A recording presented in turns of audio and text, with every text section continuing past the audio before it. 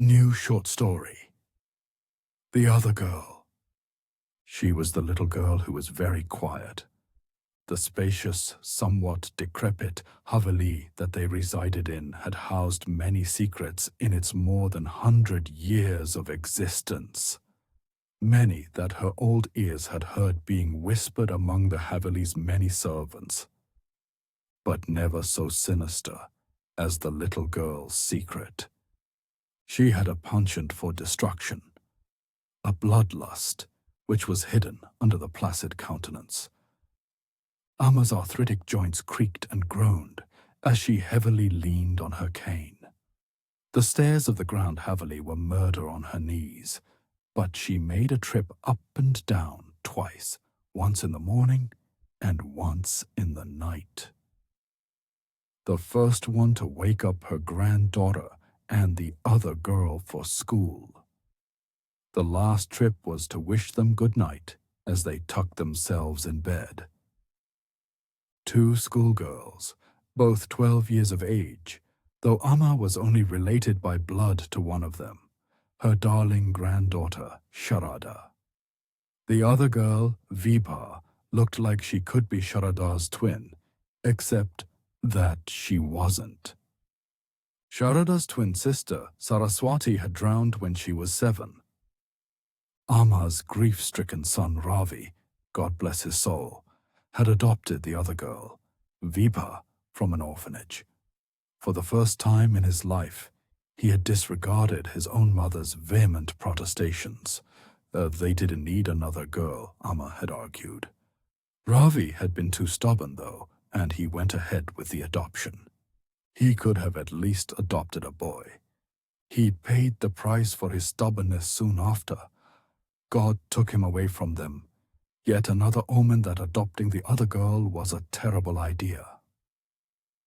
Amma hobbled down the stairs as Malati, the girl's nanny, started getting the children ready for school. Amma went to the breakfast room, where the cook had prepared parathas for everyone. Lata, her daughter-in-law, was already at the table. She was dressed in a sari. She had taken over managing the family estates in Ravi's place and would go out for work soon, which was a blessing, though Amma still pretended that she disapproved of her widowed daughter-in-law stepping out in the world and talking to other men. Amma, you need to stop taking the stairs, Lata admonished as she came to her and touched her feet. She helped Amma get into a chair and served her breakfast before going back to her seat and picking up the newspaper.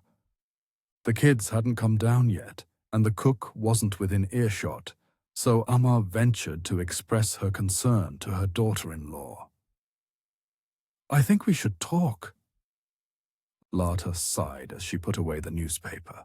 She was still a young woman and trying very hard to shoulder their responsibility and run the Haveli and their surrounding estates. What has Vibha done now? Amma scoffed. Lata never believed any of the things that Amma had seen the other girl do, but she wasn't home as much, and nothing really missed Amma's shrewd gaze.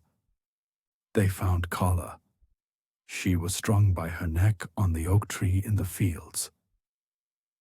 Amma paused for effect and had the satisfaction of seeing Lata's eyes widen. She rubbed her temple before speaking.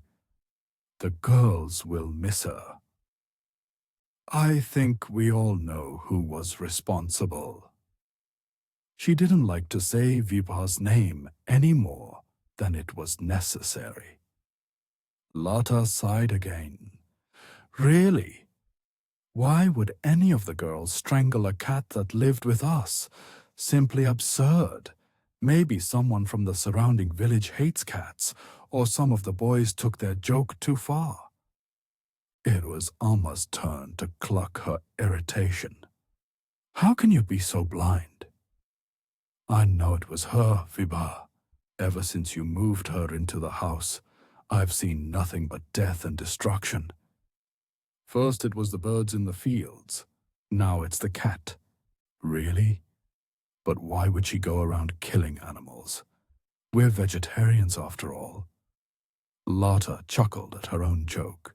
She wasn't taking this seriously. And what about Ravi? Was it a coincidence that he died right after Vibha was brought into this house? She's the one who has heaped misfortune on us. She's a shub. The chair made a loud creaking sound as Lotta pushed it back and got up in a hurry. She had finally hit a nerve, but Lotta was too well-mannered to talk back at an old woman. In a quiet voice, she said, "Ravi died in his sleep. Doctor said it was a heart attack." She grabbed her purse from the table. "Instead of treating her as the other girl, maybe you should start treating her as your granddaughter. It's been 5 years after all." The entire day, Amma thought of Lotta's words as she hobbled from one room to another in the huge Haveli. Could it be that her suspicions were only a product of a fertile imagination? Bizarre coincidences that had turned her against a little girl.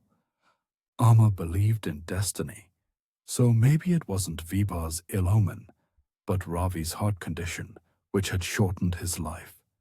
His father had also died at a young age, after all. That night, after Lotta went to bed, Amma hobbled upstairs to wish the kids good night. The lights in the Haveli had dimmed, but Amma grabbed onto the banister and made her slow journey upstairs. Both girls shared a room and were asleep by the time she reached them. Lovingly, she placed a hand over her angelic granddaughter, who was sleeping without a care in the world. Then, for the first time that the other girl had come into their lives, she hobbled over to the other side of the bed. Vibha was sleeping, but her eyes fluttered open as Amma brushed her wrinkled fingers over her forehead. "Shh, go to sleep, Vibha. I just came to wish you good night." Vibha sat up.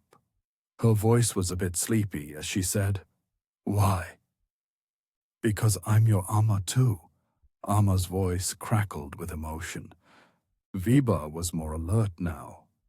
"You shouldn't have, Amma, because now you'll have to go away as fast as you can." Amma pulled her hand back. "What do you mean?" "Run!" Vibha screamed. Amma pulled back in horror. Vibha's voice rang in her head over and over again as she rushed as fast as she could to the staircase. She could feel someone following her from behind, but she knew, with a sinking certainty, that she was being hunted and was no match in speed to her attacker. She hobbled to the staircase and had just touched the banister when she felt the kick on her back. She lost her balance and fell face first on the stairs.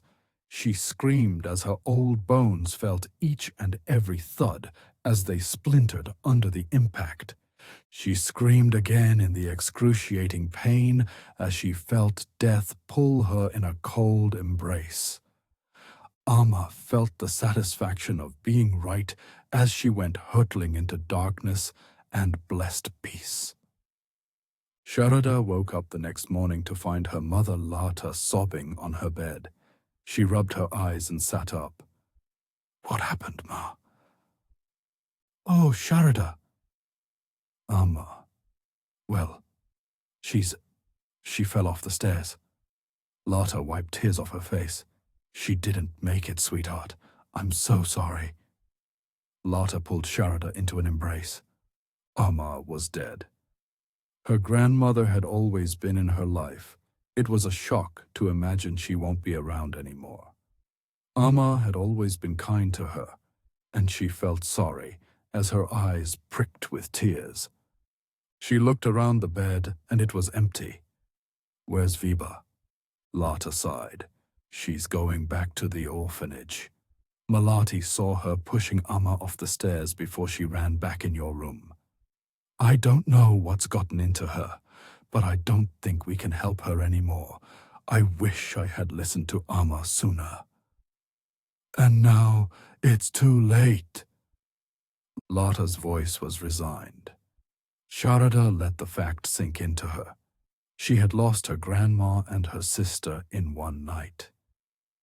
Can I say goodbye to her? Of course, dear, but you need to hurry. The people from the orphanage will be coming soon, and we need to prepare for Amma's last rites. Sharada got dressed in a hurry and rushed down to say goodbye to her sister. Vibha was at the foot of the stairs, perched on top of her suitcase. She looked quiet, but then she always had been. Sharada rushed down and hugged her. Why? Why did you do it? Vibha shook her head. Malati saw me going into our room. I just had to come clean. But why? Sharada's voice was anguished. She hadn't anticipated this. Lata and other servants moved away to give them privacy. How different is it from me taking the blame for when you killed all those animals, Sharada? And Kala was my cat. You didn't even spare her. Sharada shook her head. No one's going to believe I did it. Yes, like no one believed it wasn't me but you who ran back to the room after pushing Amma down the stairs. Like no one believed it was you who pushed the pillow on your own father's face when he showed me kindness. Like no one would even think that you pushed your own twin in the pool, knowing full well that she couldn't swim. Sharada narrowed her eyes. Are you going to go blabbing about it to everyone then? They'll put you in an asylum before they believe any of the things you're accusing me of. Vibha sighed and looked away. You know I won't. I've known about you for many years, yet I did nothing. You never did like sharing attention, did you? So I tried my best to be timid and stay out of your way. But now with Amma gone, it's just a matter of time before you turn against me. I would rather go back to the orphanage than meet up with an accident. The van arrived then. Vibha got up and climbed into the orphanage van with her suitcase. Lata rushed over to Sharada's side, hugging her and crying as Vibha's van pulled away. Vibha didn't look back even once. Sharada sighed and turned to the other girl. Her skin was white, and she was short, since she had been only 7 when she had drowned. Her mom went away, and she said, I did all you asked me to. Please leave me alone now. Her sister Saraswati's ghost looked at her. Except the deathly pale skin, she still looked like her sister. Thank you. We have our mom all to ourselves now.